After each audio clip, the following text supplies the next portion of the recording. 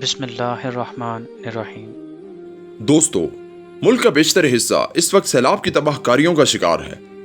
لاکھوں گھر تباہ اور کروڑوں لوگ بے گھر ہو چکے۔ لاکھوں ایکڑ پر پھیلی فصلیں ملیا میٹ ہو چکی۔ وہ ملک جہاں صرف 6 مہینے پہلے صوبے پانی کی کمی کی وجہ سے وفاق کے ساتھ لڑ رہے تھے، آج اس پانی کی تباہی کا شکار ہے۔ اور بے حس حکمرانوں کا کمال دیکھیں، دونوں ہاتھوں ملک لوٹنے والوں نے ایک بھی ڈیم نہ بنا کر جو ملک کے ساتھ غداری کی، کیا وہ قابل معافی ہے؟ یہ حکمران آج لوگوں میں جا کر یہ بتا رہے ہیں کہ ہم آپ کے خیر خواہ ہیں۔ پہلے آتی تھی حالے دل پر ہنسی، اب کسی بات پر نہیں آتی۔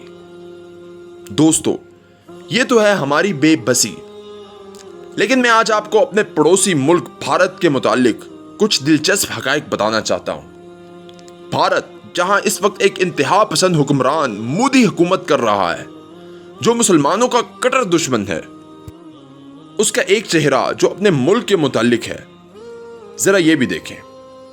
مودی اس وقت گجرات کے علاقے کچھ میں 30,000 میگا واٹ کا سولر اور ونڈ پاور کا منصوبہ لگا رہا ہے۔ 10,000 میگا واٹ کا منصوبہ راجستھان میں لگایا جا رہا ہے، وہ بھی سولر اور ونڈ پاور پر مشتمل ہے، یعنی 40,000 میگا واٹ کے قریب بجلی سورج اور ہوا سے بنے گی۔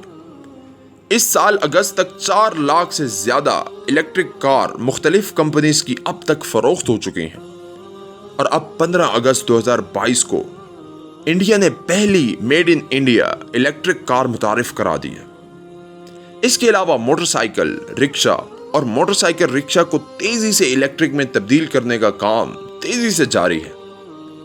گجرات میں ہی لیتھیم بیٹری کا کارخانہ لگانے کی تیاریاں زور و شور سے جاری ہیں۔ سیلاب کی تباہ کاریوں سے بچنے کے لیے ڈیمز کی تعداد 5,000 سے تجاوز کر چکی۔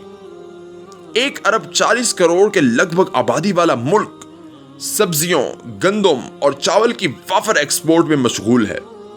بے شمار ادویات کی قیمت پاکستان سے 100% سے بھی کم ہے۔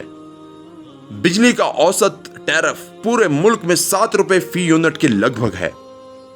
کبھی آپ نے انڈیا کے لوگوں کو بجلی کے بل لے کر سڑکوں پر نکلتے دیکھا؟ وہاں I T export 150 Arab dollar سے زیادہ ہے، فارن ریزرو 600 ارب ڈالر سے زیادہ۔ پورے ملک میں موٹر ویز اور بلٹ ٹرینز کا جال پھیلایا جا رہا ہے۔ 100 بڑے شہروں کو سمارٹ سٹی میں تبدیل کیا جا رہا ہے، یعنی ان کے اندر موجود سہولتوں کا معیار مغربی ملکوں میں موجود شہروں کی طرح ہو۔ روس سے 30% سستا تیل خرید کر عوام کو دیا جا رہا ہے۔ اور کیا لکھوں، ایک ہندو اپنے ملک کے لیے کیا کر رہا ہے، اور ہمارے ملک کے مسلمان لیڈر 75 سال سے جو عوام کا حال کر رہے ہیں، اسے دیکھ کر سر شرم سے جھک جاتا ہے۔ اور تو اور سیلاب میں ہمارے بے حس لوگوں کو بھی دیکھیں۔ 200 والی ترپال 800 کی کر دی گئی، سبزیاں عوام کی پہنچ سے باہر کر دی گئیں، پیاز 350 اور ٹماٹر 400 کلو فروخت شروع کر دی گیا۔ بجلی کے بلوں نے عوام کی کمر توڑ دی۔ یہاں اوسطاً 40 روپے یونٹ سے زیادہ بجلی کی قیمت عوام کو پڑ رہی ہے۔ بجلی پیٹرول عوام کی پہنچ سے دور، سبزیاں، آٹا، چاول، گھی عوام کی پہنچ سے دور۔ سخت گرمی میں بھی بجلی بند، سخت سردی میں بھی گیس بند۔ مراد یہ کہ اگر غریب پر بوجھ ہے تو سب ٹھیک، اور اگر ان پر بوجھ آئے تو ملک سے فرار۔ بس کر میاں محمد بخشا، موڑ قلم دا کوڑا، ساری عمر دکھ نہیں مکنے، برکا رہ گیا تھوڑا۔ دوستو، اس لیے کہتا ہوں، اگر اسی نظام کے ساتھ آگے بڑھتے رہے تو رسوائیاں بھی ایسے ہی ہمارے مقدر میں بڑھتی رہیں گی۔ ان رسوائیوں، ان بے برکتوں سے نجات صرف میرے رب کے نظام میں ہے۔